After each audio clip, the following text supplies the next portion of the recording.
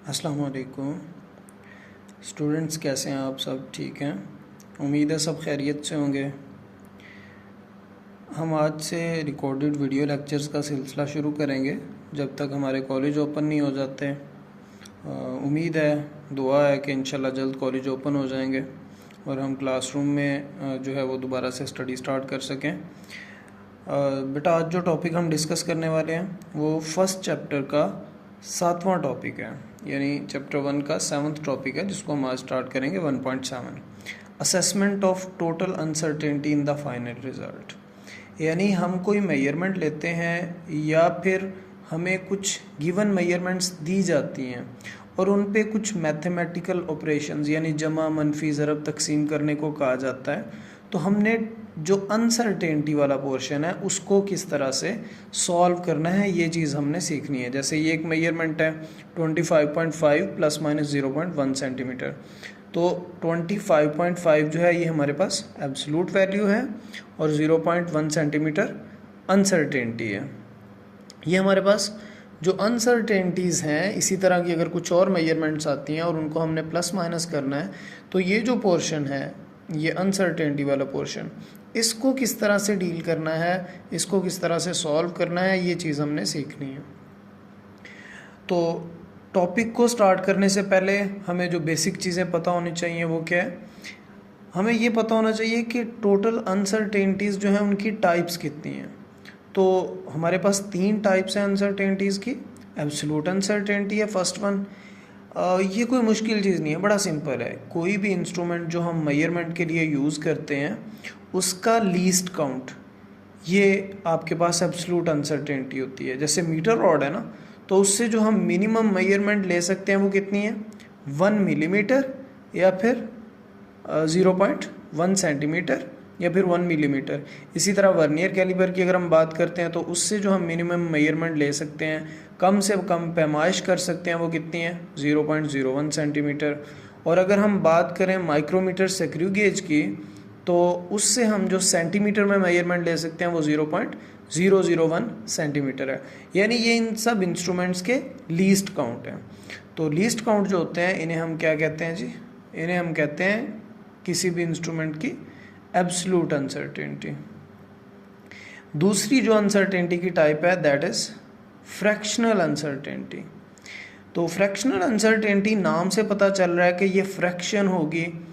तो बेटा, ये हमारे पास जो लीस्ट काउंट होता है, या आप यूँ कह लें जो एब्सोल्यूट अनसर्टेनिटी होती है, उसको हम डिवाइड कर देते हैं मेजर्ड वैल्यू के साथ। यानी जैसे हमारे पास ये वैल्यू थी 25.5 प्लस माइनस 0.1 सेंटीमीटर, तो ये जो हमारे पास एब्सोल्यूट अनसर्टेनिटी है ना 0.1 सेंटीमीटर, इसको हम डिवाइड कर देंगे 25.5 सेंटीमीटर पे। जैसे कि हमने यहाँ पे किया, 0.1 सेंटीमीटर को डिवाइड कर दिया 25.5 सेंटीमीटर के साथ, तो सेंटीमीटर सेंटीमीटर से कैंसिल हो गया। बाकी हमारे पास डिजिटल फॉर्म में वैल्यू आ रही है 0.004। यानी इसके अब हमारे पास कोई यूनिट नहीं है, ये हमारे पास फ्रैक्शनल अनसर्टेनिटी है। ठीक हो गया जी? फ्रैक्शनल अनसर्टेनिटी कैसे फाइंड करनी है? एब्सोल्यूट अनसर्टेनिटी को मेजर्ड वैल्यू पे डिवाइड करके। थर्ड टाइप बेटा हमारे पास जो अनसर्टेनिटी की है वो है परसेंटेज अनसर्टेनिटी। फ्रैक्शनल अनसर्टेनिटी को 100 से सिंपल मल्टीप्लाई करना है तो आपके पास परसेंटेज अनसर्टेनिटी आ जाएगी। यानी हमने ये जो फ्रैक्शनल अनसर्टेनिटी फाइंड की थी 0.004, इसको हमने क्या किया जी? 100 से मल्टीप्लाई कर लिया। अपनी फ्रैक्शनल अनसर्टेनिटी को 100 से मल्टीप्लाई कर देंगे तो आपके पास इसके नतीजे में जो जवाब आएगा, जो रिज़ल्ट आएगा 0.4। अब ये हमारा परसेंटेज में आंसर आ गया। हमने 100 से मल्टीप्लाई कर लिया था तो ये हमारे पास परसेंटेज अनसर्टेनिटी आ गई है। या फिर हम डायरेक्ट भी कर सकते हैं, वही पुरानी बात कि हम एब्सोल्यूट अनसर्टेनिटी को डिवाइड करें अपनी एब्सोल्यूट वैल्यू पे और मल्टीप्लाई कर दें 100 के साथ, तो फिर भी हमारे पास सेम आंसर आएगा। तो इन दोनों में से, यानी अगर हमारे पास पहले से फ्रैक्शनल अनसर्टेनिटी मौजूद है तो हम डायरेक्ट 100 से मल्टीप्लाई करके वैल्यू फाइंड कर सकते हैं। और अगर फ्रैक्शनल अनसर्टेनिटी ना गिवन हो तो फिर हम क्या करेंगे जी? फिर हम सिंपल जो वैल्यू है मेजर्ड, उसकी अनसर्टेनिटी को एब्सोल्यूट वैल्यू पे डिवाइड करेंगे, फिर 100 से मल्टीप्लाई कर देंगे तो हमारे पास फिर भी सेम आंसर आएगा और ये हमारे पास परसेंटेज अनसर्टेनिटी होगी। अब हम चलते हैं जी, असेसमेंट कैसे करनी है और किस तरह के ऑपरेशंस हैं मैथमेटिकल जो पॉसिबल हैं अनसर्टेनिटीज़ को कैलकुलेट करते हुए हमारे पास। तो इसमें हमारे पास सबसे पहले एडिशन के क्वेश्चन आ सकते हैं, जमा करना हो सकता है, तफरीक करना हो सकता है, मल्टीप्लिकेशन यानी ज़रब देना, तकसीम करना हो सकता है, डिवीजन के क्वेश्चंस हो सकते हैं, पावर्स आ सकती हैं, एवरेजेस आ सकती हैं और सम टाइम हमें टाइम पीरियड्स फाइंड करने को कहा जा सकता है। तो हम आज पहली दो चीज़ों को यानी प्लस और माइनस यानी एडिशन और सब्ट्रैक्शन के क्वेश्चंस में अनसर्टेनिटी को फाइंड करने का तरीका सीखेंगे।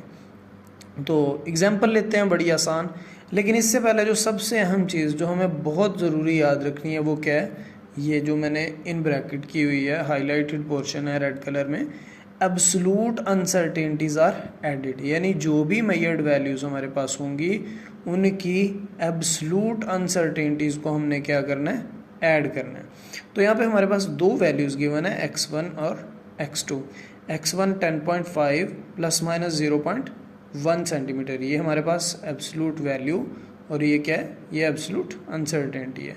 इसी तरह x2 यानी ये दूसरी वैल्यू है, इसकी एब्सोल्यूट वैल्यू ये है और ये इसकी एब्सोल्यूट अनसर्टेनिटी है। तो हमें कहा ये जा रहा है x1 को x2 में ऐड करना है, यानी दोनों वैल्यूज़ को हमने क्या करना है, ऐड अप करना है। तो ये जो वैल्यूज़ होंगी यानी एब्सोल्यूट वैल्यूज़ वाला पोर्शन होगा, इस पे तो हमने बिल्कुल नॉर्मल ऑपरेशन अप्लाई करना है, यानी जो भी एडिशन या सब्ट्रैक्शन नॉर्मल ऑपरेशन है वही हम इस पे क्या करेंगे, डायरेक्टली अप्लाई करेंगे। तो ऐड करें, 5 + 8 13 हो गया, 1 कैरी किया, 6 + 1 7 और 2 + 1 3 हो गया, यानी 37.3 हमारे पास आंसर आ गया एब्सोल्यूट वैल्यू का। ये हमारे पास टोटल एब्सोल्यूट वैल्यू आ गई x + 1 x2 की। अब अनसर्टेनिटीज़ की बात करें तो हम पहले से पढ़ चुके हैं कि एब्सोल्यूट अनसर्टेनिटीज़ को हम हमेशा क्या करेंगे, ऐड। अनसर्टेनिटी होती क्या है, ये हमारे पास एरर होता है, गैर यकीनियत होती है। तो जब भी वैल्यूज़ बढ़ेंगी तो गैर यकीनियत क्या होती है, बढ़ेगी। यानी हमने एक इंस्ट्रूमेंट से दो वैल्यूज़ मेजर किए हैं तो उनमें जो अनसर्टेनिटी है वो इंक्रीज़ हो गई है, हम चाहे उनको सब्ट्रैक्ट करें चाहे हम उनको ऐड करें।